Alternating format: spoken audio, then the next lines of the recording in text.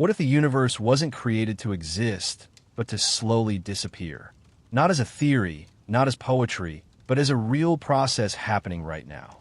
Philipp Mainländer believed something so extreme, so unsettling, that he didn't just write about it. He lived as if it were completely true. And once you understand what he saw, it changes the way you look at life itself. Philipp Mainländer was born in 1841 in Offenbach, Germany, into a world that was already wrestling with deep philosophical tension. The optimism of earlier centuries had begun to fracture. The belief that reason, progress, and religion could provide a stable foundation for human life was slowly being questioned. Thinkers like Schopenhauer had already introduced a darker vision of existence, one where suffering was not an accident, but something built into the structure of reality itself. Into this environment came a young man who would take that darkness even further, not just as a theory, but as a complete worldview that challenged the very value of existence. His early life did not immediately suggest the direction his thinking would take. He was raised in a relatively stable environment and followed a practical path in a business, working as a merchant and spending years involved in trade. This period of his life is important, not because it reflects his later philosophy, but because it contrasts with it. He was not isolated from the world. He experienced it directly, engaged with its structures, and lived within its systems before turning away from them. During his time as a merchant, he traveled and worked extensively, particularly in Italy. These experiences exposed him to different cultures and environments, but more importantly, they gave him time for reflection. Unlike someone who begins in philosophy from the start, his thinking developed later, shaped by lived experience rather than purely academic influence. This gave his ideas a different kind of weight, something grounded not just in theory, but in observation and internal struggle. The turning point in his intellectual life came when he encountered the work of Arthur Schopenhauer. Schopenhauer's philosophy presented a radical shift from traditional optimism. He argued that the fundamental force of reality is not reason or order, but blind will and endless striving that drives all existence. This will does not aim toward happiness or fulfillment. It simply continues, creating desire, dissatisfaction, and suffering. For many, this philosophy was already extreme. But for him, it was not enough. He accepted the idea that existence is driven by something irrational and painful. But he asked a further question. If this is true, why does existence continue at all? Why is there something rather than nothing? If existence itself is bound to suffering? This question became the foundation of his entire philosophy, and the answer he developed was unlike anything that had come before.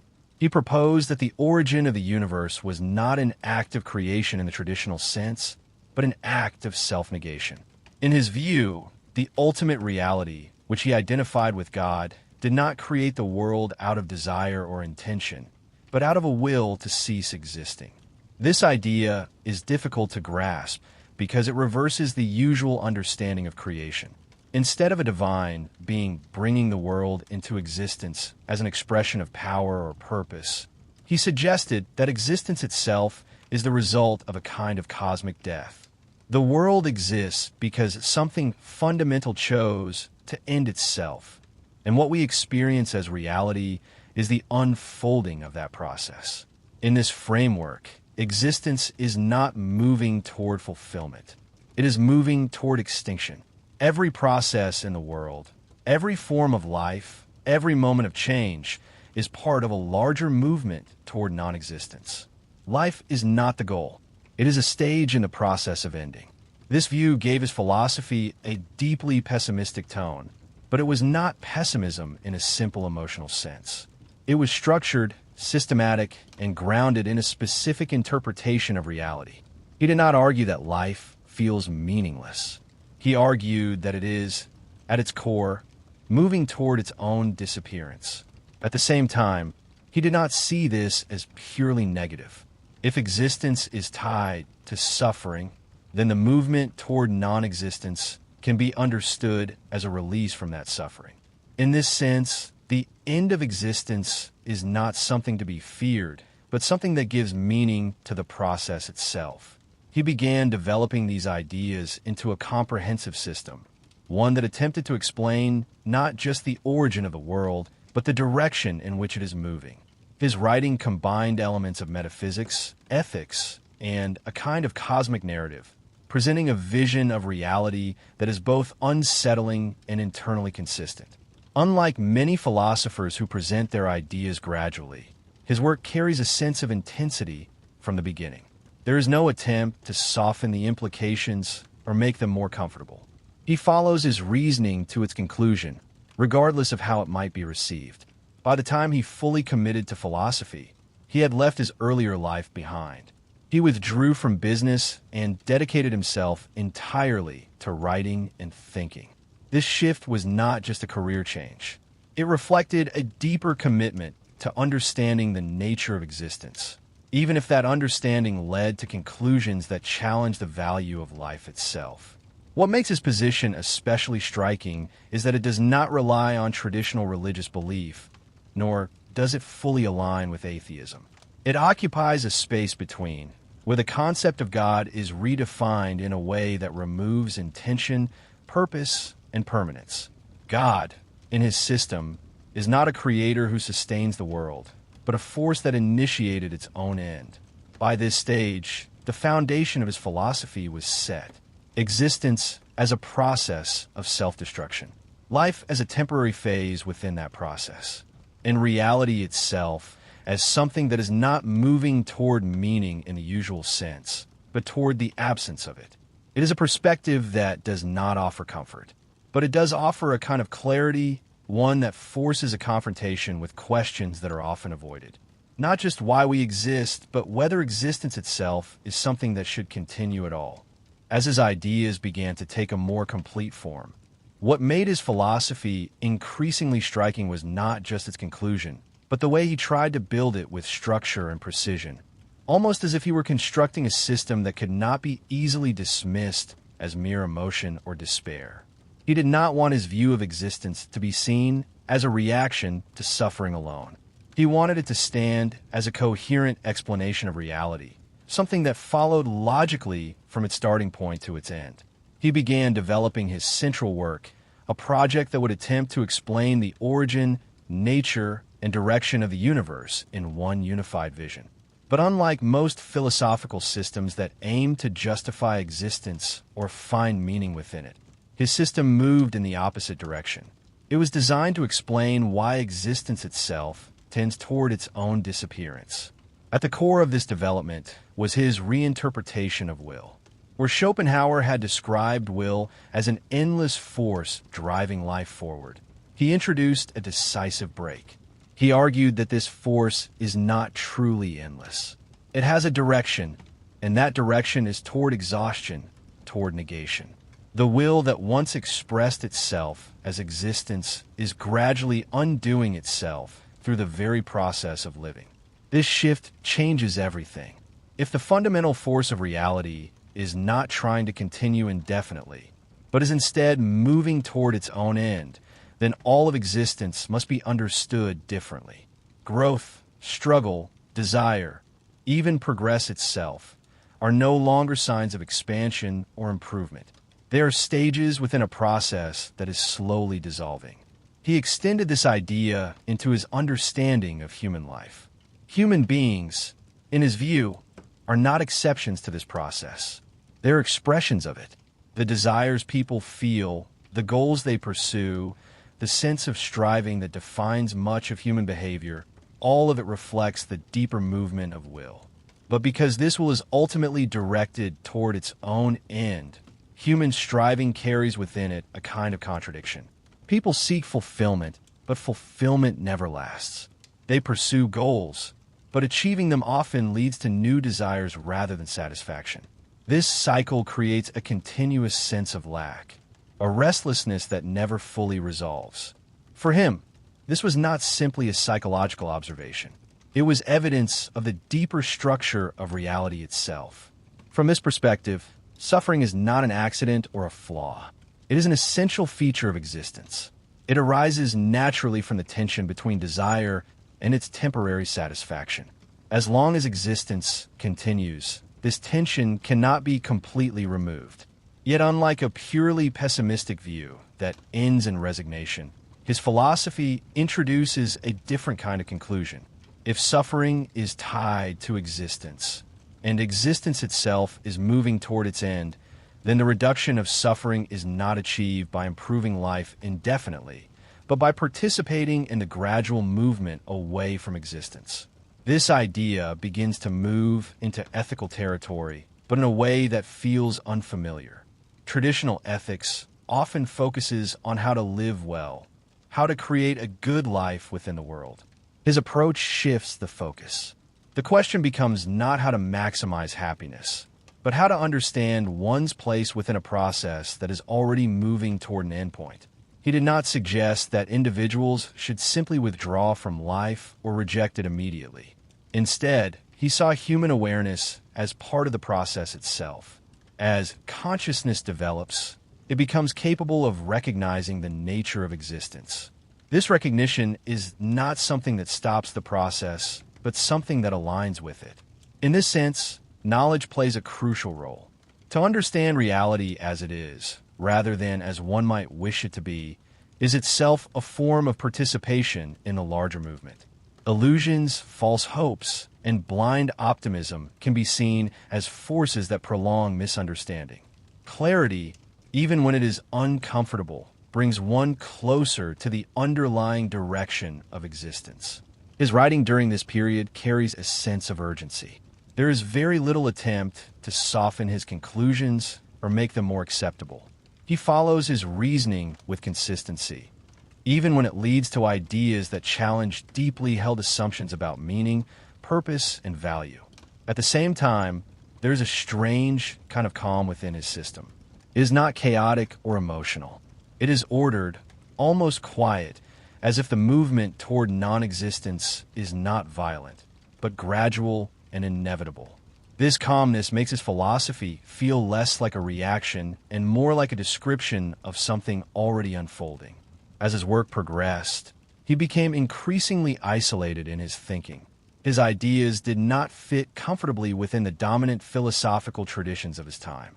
They were too extreme for some, too unconventional for others. Yet this isolation did not lead him to compromise. If anything, it allowed him to push his ideas further without the need to align them with existing frameworks. By the time he completed the first volume of his major work, his system had reached a level of clarity that was both impressive and unsettling. He had constructed a vision of reality where existence is not the ultimate good, where suffering is built into the structure of life, and where the direction of the universe is not toward fulfillment, but toward its own end. This was not a philosophy designed to comfort. It was a philosophy that forced a confrontation with the possibility that the most fundamental assumptions about life might be wrong. And in doing so, it raised a question that few thinkers have been willing to ask so directly. Not how to live within the world, but whether the continuation of the world itself is something to be affirmed at all. As his system reached a more complete and uncompromising form, what began to emerge was not just a philosophy about existence, but a vision that placed human life within a vast, almost cosmic process that moved in a single direction. By this stage, his thinking was no longer developing in small steps. It had taken on a kind of total structure, where every part of reality, from the smallest individual experience to the largest movements of the universe, was interpreted through the same underlying principle. Everything that exists is part of a gradual movement toward non-existence. This idea, once fully formed, reshaped how he understood not only life and suffering, but also history, progress, and even human cooperation. What most people see as advancement, the development of societies, technologies, knowledge, he interpreted differently. These were not signs that existence is improving in a final sense. They were signs that the process is becoming more efficient, more aware, more capable of bringing itself to completion. In this view, history is not a story of progress toward perfection. It is a process of acceleration. As human beings become more intelligent, more organized, and more capable of shaping the world, They also become more capable of recognizing the nature of existence itself. This recognition, in his framework, is not neutral. It contributes to the larger movement. Awareness does not preserve existence. It gradually undermines the illusions that sustain it. This gives knowledge a very different role from what is usually assumed. Knowledge is often seen as a tool for improving life, for solving problems, for increasing control over the world. But in his system, knowledge also has a dissolving effect. The more clearly one sees the structure of existence, the less convincing its promises of lasting satisfaction become. This does not necessarily lead to immediate rejection, but it changes the way one relates to life. He extended this idea into the way individuals experience themselves. The sense of identity, the feeling of being a stable, continuous self, is something most people take for granted. But within his framework, this too becomes part of the larger process. The individual is not an isolated, permanent entity. It is a temporary expression of a deeper force that is itself moving toward disappearance. This perspective creates a kind of distance from the usual concerns that define everyday life. Ambition, success, failure, recognition, all of these begin to lose their absolute importance when viewed within a process that does not ultimately preserve anything. Yet this does not mean that life becomes meaningless in a simple sense. Instead, meaning shifts. It is no longer about achieving something permanent, but about understanding the role one plays within a larger movement. At this stage, his philosophy also begins to take on a more ethical dimension, though it does not resemble traditional systems of morality. He does not present a list of rules or virtues in the usual sense. Instead, he suggests that ethical behavior aligns with the direction of the world itself. Actions that reduce suffering, that limit unnecessary harm, that move away from blind striving, can be seen as participating in the larger process of negation. This creates a subtle but important distinction. Ethics is no longer about fulfilling a divine command or achieving personal happiness. It becomes about alignment with a deeper structure, one that is not centered on preservation, but on release. Compassion, in this sense, is not just a moral ideal. It reflects an understanding of the shared condition of all living beings, all of them caught within the same process of striving and dissatisfaction. At the same time, there is an undeniable tension within this view. If existence itself is moving toward its end, what role does individual action really play? Does anything a person does truly matter within such a vast process? He does not ignore this tension, but he resolves it in a way that reflects the overall structure of his thinking. Individual actions may not change the ultimate direction, but they are part of how that direction unfolds. They are not outside the process. They are expressions of it. This allows for a kind of participation without illusion.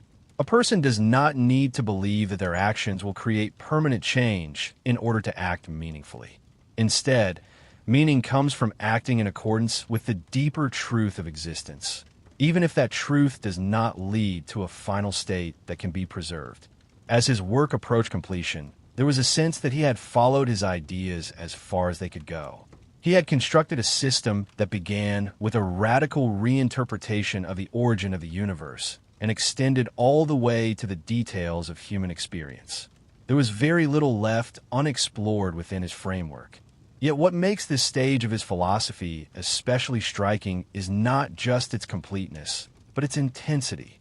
There is no attempt to soften the implications, no effort to present the ideas as comforting or easily acceptable. Instead, there's a consistent commitment to following the logic wherever it leads, even when it leads to conclusions that challenge the very foundation of how people understand life. By this point, his philosophy stands as one of the most extreme and uncompromising visions in the history of thought. It does not simply question meaning. It redefines the entire structure within which meaning is usually understood. And in doing so, it leaves behind a perspective that is difficult to accept, but equally difficult to ignore once it has been fully grasped. As his work reached its final stage, the distance between his philosophy and his life began to disappear. What he had built was not just a system to be studied or debated. It was something he believed described reality with complete seriousness, something that could not remain abstract once fully understood.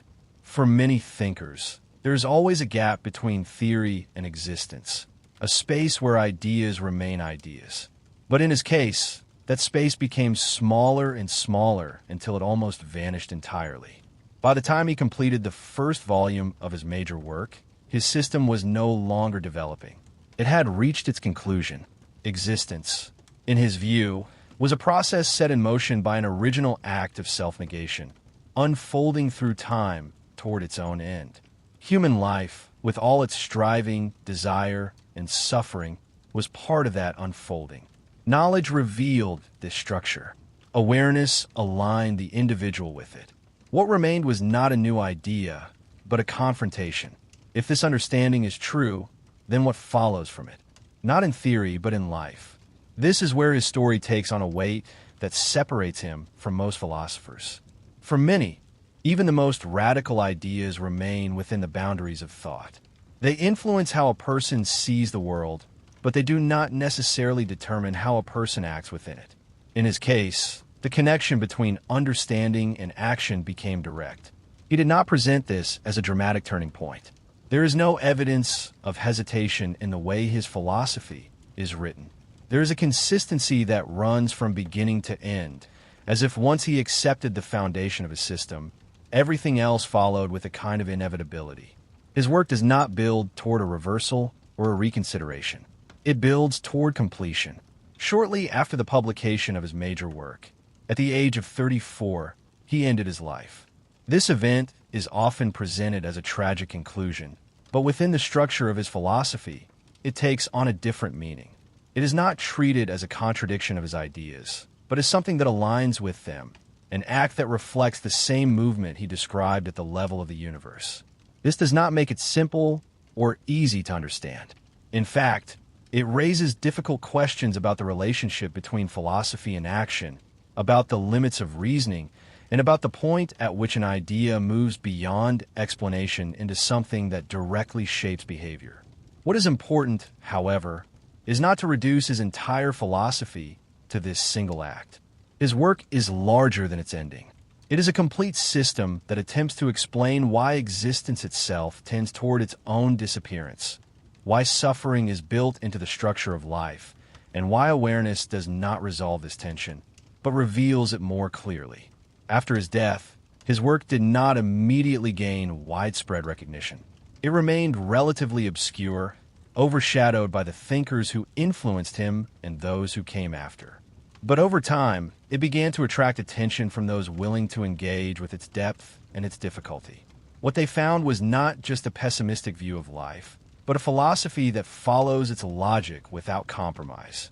A system that does not stop at discomfort, but continues through it. This is what gives his work its lasting impact. It does not offer solutions in the traditional sense. It does not provide a path to happiness or fulfillment. Instead, it presents a perspective that forces a re-examination of what those ideas even mean. His philosophy leaves behind a kind of silence, not because it has nothing to say, but because it reaches a point where language itself begins to lose its ability to provide closure. It describes a process that cannot be reversed, a direction that cannot be changed, only understood. And within that understanding, there is a strange tension. On one hand, his system removes the traditional foundations of meaning, purpose, and progress. On the other hand, it replaces them with a different kind of clarity, one that does not depend on illusion. This clarity is not comforting. It does not simplify life, but it does something else. It forces a confrontation with reality at its most fundamental level, without turning away, without softening its edges. In the end, his work stands as one of the most extreme attempts to answer a question that lies beneath many philosophical systems, but is rarely followed to its conclusion. Not just why we exist, but whether existence itself is something that ultimately justifies its own continuation. He did not leave behind a philosophy that people easily adopt. He left behind one that people struggle with, return to, question, and often resist. But once encountered, it is difficult to forget because it does not simply offer an idea. It presents a perspective that reshapes how every other idea is seen. And that is where its power lies. Not in providing answers that settle the mind, but in raising a level of clarity that makes simple answers no longer sufficient, leaving the individual to face a question that has no easy resolution, but cannot be ignored once it has been understood. Philipp Mainländer begins his philosophy from a place that feels very different from most thinkers. While many philosophers try to explain why existence has meaning, purpose, or direction, he starts with a much darker and more unsettling question.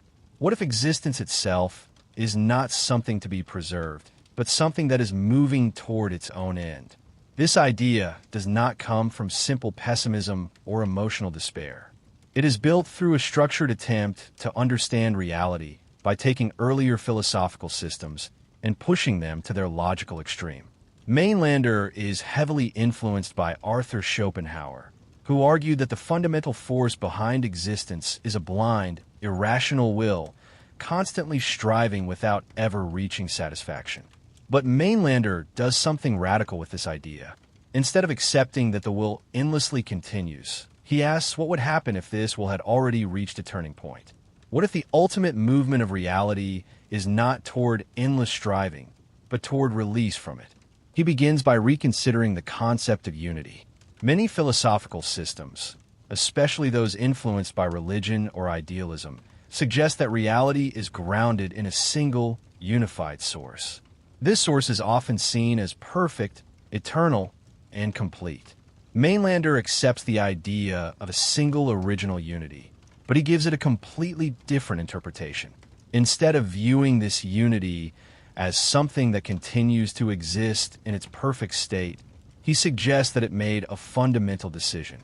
According to him, this original unity chose to end its own existence. This is one of the most striking and controversial ideas in his philosophy. He argues that the world we experience is not the result of creation in the traditional sense, but the result of a kind of fragmentation. The original unity did not create the world to expand or express itself. It broke itself apart.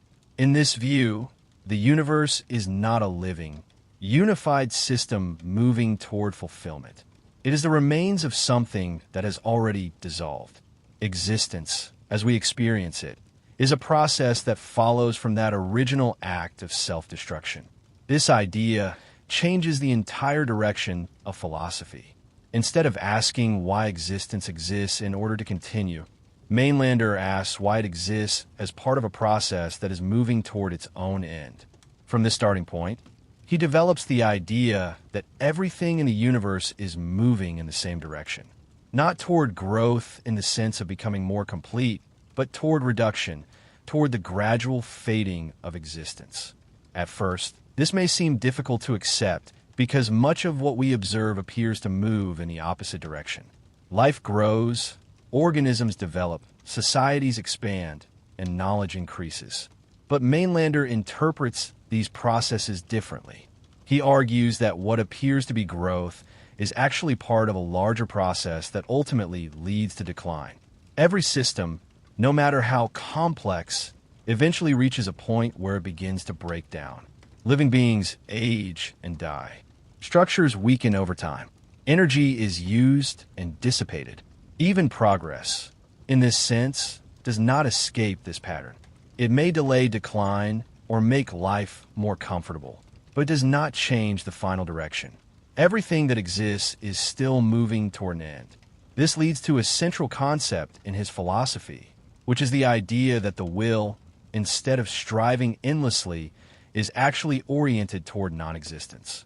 Unlike Schopenhauer, who believed that the will continues without purpose, Mainländer believes that the will has a direction, but that direction is toward its own cessation. In other words, the deepest movement within reality is not the desire to continue, but the desire to stop. This idea becomes even more significant when applied to human life. If the entire structure of existence is moving toward non-existence, then human desires, struggles, and ambitions take on a different meaning. They are not steps toward a final fulfillment, but part of a process that ultimately leads to an end. Mainlander does not present this as something to fear, but as something to understand. He believes that much of human suffering comes from resisting this direction. People try to hold on to life, to create permanence, to achieve lasting success, but these efforts are always temporary. Because of this, he suggests that a different attitude is needed. Instead of endlessly striving for something that cannot be permanent, a person should come to terms with the nature of existence itself. This does not mean immediate withdrawal or rejection of life. It means recognizing the deeper structure of reality and adjusting one's expectations accordingly. When a person understands that everything is temporary and moving toward an end, their relationship with life changes. Desires lose some of their intensity. The pressure to achieve lasting success begins to weaken. There is less attachment to outcomes that cannot ultimately be preserved. At the same time, this understanding can reduce suffering. Much of human pain comes from the gap between expectation and reality. When people expect permanence in a world that is constantly changing, they experience frustration and loss. By recognizing the true nature of existence, this gap can be reduced. A person no longer expects what cannot be given. They begin to see life more clearly, without illusions about its final direction.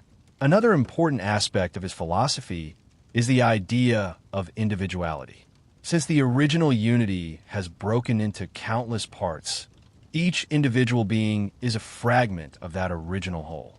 But these fragments are not moving toward reunion. They are moving toward dissolution. This creates a different understanding of identity. A person is not part of a larger system that will eventually become complete again. They are part of a process that is gradually moving toward its end. At this stage, Mainlander's philosophy presents a view of reality that is deeply different from most traditional systems. Instead of a world moving toward fulfillment, it is a world moving toward completion through ending. This perspective does not offer comfort in the usual sense. It does not promise lasting success, eternal life, or final harmony. Instead, it offers a form of clarity, a clear understanding of the direction in which everything is moving. And as this foundation is established, his philosophy begins to move further, exploring how this view of existence affects human behavior, morality, and the way a person chooses to live within a world that is not striving to continue forever, but gradually moving toward its own conclusion. As Mainlander continues to develop his philosophy, he turns from the structure of existence itself toward a deeper examination of human life within that structure. If reality is moving toward non-existence, then human behavior, desire, and morality must be understood in that context. This shift is important because it takes his ideas out of pure theory and applies them directly to how a person lives. He begins by looking more closely at the nature of the will. While Schopenhauer described the will as something that constantly strives and never finds satisfaction, Mainlander gives it a more specific direction. For him, the will is not simply blind and endless. It is moving toward its own end, even if that movement is not always obvious. In human life, this creates a contradiction. On the surface, people seem driven by the desire to live, to achieve, and to continue. They seek success, relationships, stability, and meaning. But beneath these surface desires, Mainlander argues that there is a deeper movement in the opposite direction.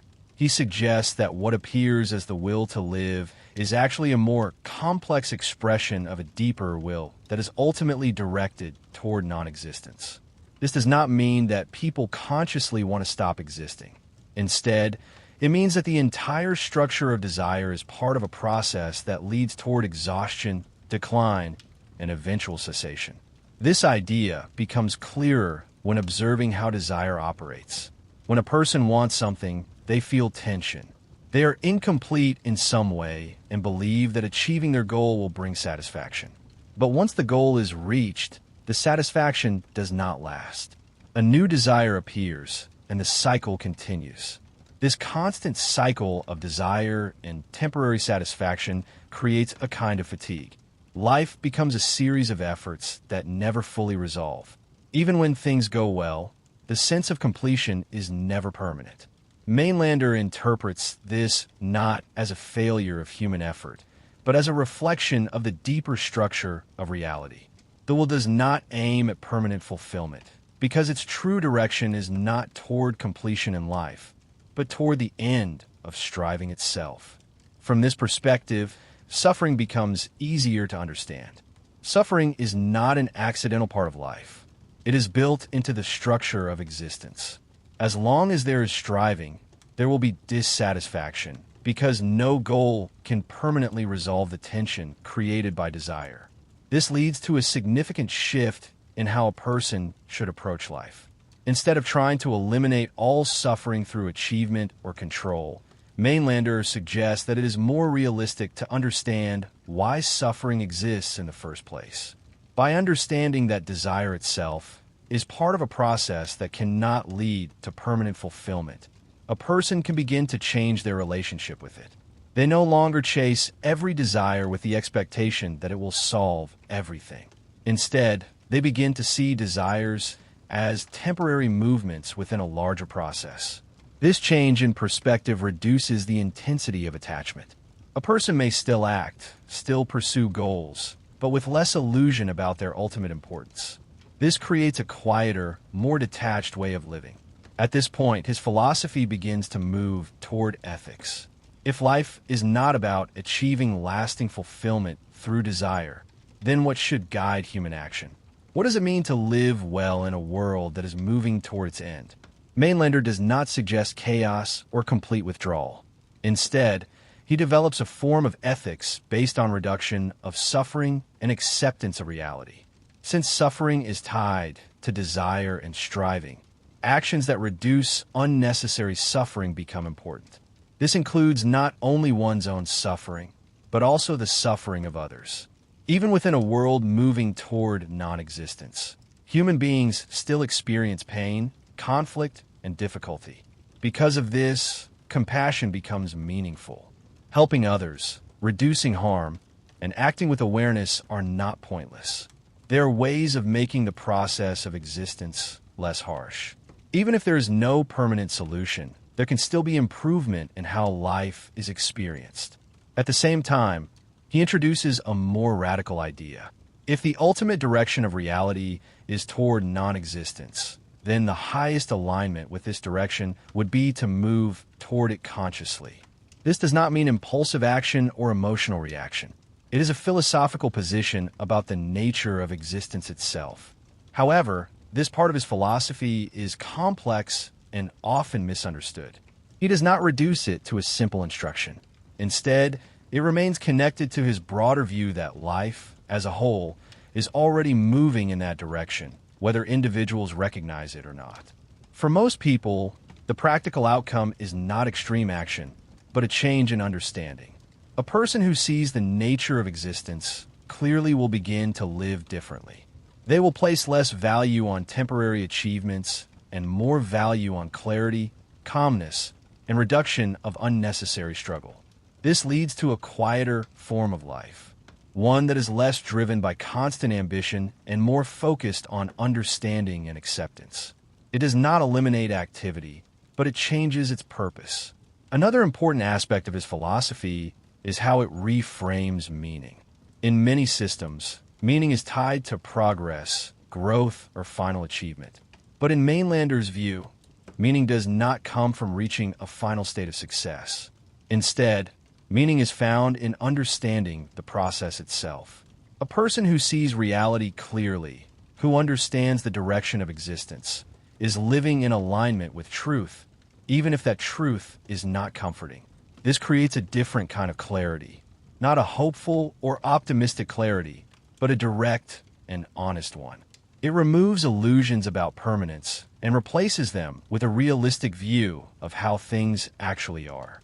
At this stage, his philosophy becomes more grounded. It is no longer only about the origin of the universe or the direction of existence. It is about how a person lives day to day with that understanding. Desire becomes less dominant. Suffering becomes more understandable. actions become more measured. Life becomes quieter, less driven by illusion, and more aligned with the deeper movement of reality. And as this way of living becomes clearer, the next step is to explore how this perspective shapes the final understanding of human purpose and what it ultimately means to fully accept a world that is not moving toward eternal continuation, but toward its own complete and inevitable end. As Mainlander's philosophy moves deeper, it begins to confront its most difficult implication. If existence itself is moving toward its end, and if human life is part of that movement, then what does it truly mean to live with full awareness of this reality? Not just to understand it intellectually, but to accept it completely and allow it to shape one's entire way of being. At this stage, the focus shifts from explanation to confrontation. Because once a person fully understands his view, there is no easy way to return to ordinary thinking. The usual ideas about progress, success, and lasting meaning begin to lose their foundation. What remains is a more direct and often uncomfortable clarity about the nature of existence. He argues that most people never reach this level of understanding, not because they lack intelligence, but because the truth itself is difficult to face. It removes many of the assumptions that make life feel stable. It challenges the idea that effort will lead to permanent fulfillment, or that existence is moving toward some final perfection. Instead, it presents a world where everything is temporary, where striving does not lead to lasting completion, and where the final direction is toward non-existence. This is not a temporary phase or a problem to be solved. It is the structure of reality itself. Faced with this, a person has a choice, even if it is not always recognized as one. They can resist this understanding, holding on to familiar beliefs, and continuing to live as if permanence is possible. Or they can accept it and allow it to change how they see everything. Mainlander clearly leans toward acceptance. But acceptance, in his philosophy, is not passive. It is not simply giving up or withdrawing from life in a careless way. It is a form of clarity that removes illusion and replaces it with a more accurate understanding. This clarity has several effects. First, it weakens the hold of desire. When a person sees that no achievement can provide lasting fulfillment, the urgency behind many desires begins to fade. This does not eliminate action, but it changes its intensity. Actions become less driven by the need to complete oneself and more by immediate conditions. Second, it changes how suffering is experienced. Suffering does not disappear, but it becomes less surprising. Instead of being seen as an interruption or a failure of life, it is understood as part of the structure of existence. This understanding can reduce the sense of frustration that often accompanies pain. Third, it creates a kind of detachment, not in the sense of indifference, but in the sense of not being fully controlled by outcomes. A person still lives, acts, and interacts with others, but with a quieter internal state. They are less attached to results that cannot be permanent. At this point, his philosophy begins to approach what could be called a form of existential honesty. It refuses to soften reality or replace it with comforting ideas. It insists on seeing things as they are, even when that view is difficult. This honesty also affects how a person relates to others. Since everyone is part of the same process, moving toward the same end, there's a shared condition that connects all individuals. This can create a sense of understanding or even compassion. Even within a system that does not promise lasting fulfillment, human experiences still matter in a relative sense. Pain is still painful, and relief is still meaningful. Because of this, actions that reduce suffering or provide support to others still have value. This leads to a form of ethics that is not based on achieving perfection, but on improving the experience of life within its limits. A person who understands the nature of existence may still choose to act kindly, to reduce harm, and to create moments of stability, even if these moments are temporary. At the same time, he does not present this as a final solution. There is no permanent resolution within life itself. Every improvement remains within the same overall structure that leads toward an end. This creates a tension that runs through his entire philosophy. On one hand, there's the recognition that everything is temporary and moving toward dissolution. On the other hand, there's still the immediate reality of living, acting, and experiencing. Mainländer does not try to remove this tension. Instead, he accepts it as part of the human condition. A person lives within this contradiction, aware of the larger movement while still participating in daily life. Another important idea that emerges at this stage is the concept of release. If the will is moving toward its own end, then the final state would be one where striving has completely ceased. This is not described as a loss, but as a kind of resolution. All tension, all desire, all effort would come to rest. There would be no more striving, no more dissatisfaction, no more need to achieve or maintain anything. In this sense, the end of existence is not presented as something negative, but as the completion of a process. This idea can be difficult to fully grasp because it goes against the instinct to preserve and continue life. But within his system, it follows logically from the initial assumption that the original unity chose to dissolve itself. At this stage, his philosophy becomes less about argument and more about perspective. It offers a way of seeing the world that is consistent from beginning to end, even if it challenges many common beliefs. A person who adopts this perspective does not necessarily withdraw from life, but they live differently. They act without the illusion of permanence. They experience without expecting final fulfillment. They think without needing comforting conclusions.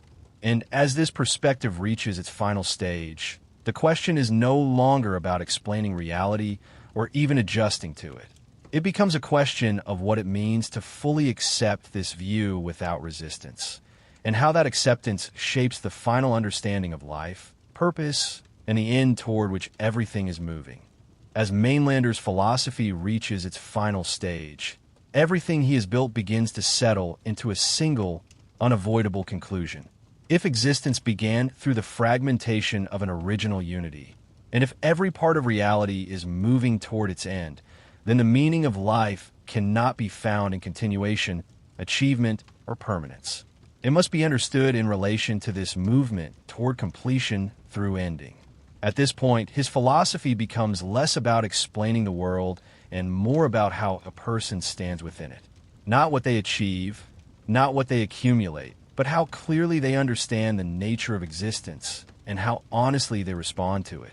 He returns to the idea that the deepest movement of reality is not toward endless striving, but toward release. Everything that exists carries within it this direction, even if it is not consciously recognized. Life continues, grows, and struggles, but beneath all of this is a gradual movement towards stillness. This reframes everything that came before. Desire, effort, ambition, and even suffering are no longer seen as steps toward a final success. They are part of a process that is already moving toward its conclusion. This does not make them meaningless, but it changes their significance.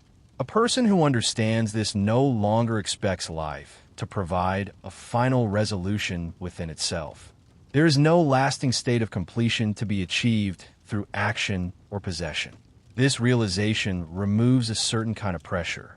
The need to arrive somewhere begins to fade. In its place, there's a different kind of awareness. A person begins to see life as a temporary process that unfolds according to its nature. They still act, still experience, still move through the world, but without the same attachment to outcomes. This creates a quieter form of existence. Actions are no longer driven by the belief that they will lead to something permanent. Instead, they are understood as part of the present moment, meaningful in a limited sense, but not in an absolute or lasting way. At the same time, Mainländer does not reduce life to complete indifference. Even within a temporary and finite process, there is still the immediate reality of experience. Pain still exists. Relief still matters. Human relationships still carry weight within the time they exist. Because of this, he maintains that reducing suffering remains important, not because it leads to a final solution, but because it improves the condition of life within its limits. A person who understands reality clearly may still choose to act with care, to avoid causing harm, and to support others. This introduces a quiet form of compassion into his philosophy, not based on hope for a perfect future, but based on shared existence within the same process. Every individual is moving in the same direction, facing the same limitations, even if they do not recognize it. This shared condition creates a subtle connection between people. Even in a philosophy that denies permanent fulfillment, there is still space for understanding and empathy.